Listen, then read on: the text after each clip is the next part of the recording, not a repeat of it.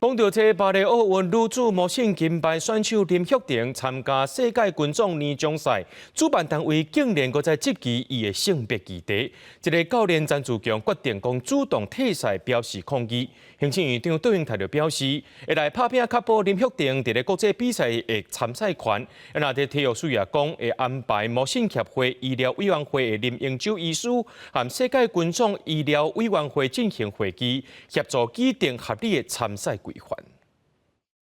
相片内底无性具团队比大埔讲，台湾查某囝芭蕾奥运女子无性具金牌选手林玉婷去英国备战世界群众年终赛。这是伊伫奥运摕到金牌了后头一场国际赛。林玉婷伫面册写，无论对手是谁，拢会尽全力。毋过无想到，佫卷入性别的争议，互主办单位世界群众质疑参赛资格。教练詹志强避免林玉婷二次伤害，决定主动退赛抗议。曾教练。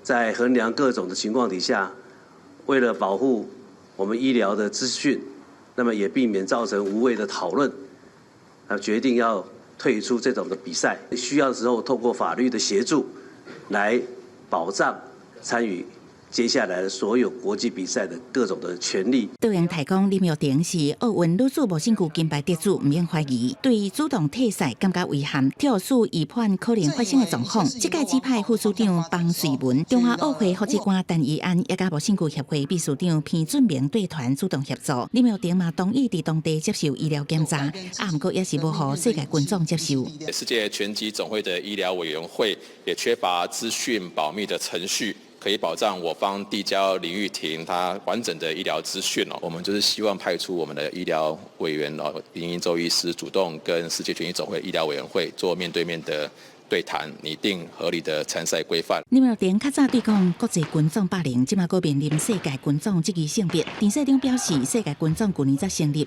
法规程序无完善，医疗资讯保密的程序还未做到位。教练认为无法度保障林玉婷的权益，条约立委爱政府应该协助找找国际运动仲裁机制。在协助选手遇到不合理的对待的时候，必须要诉求国际运动仲裁机制，为选手争取相关权益。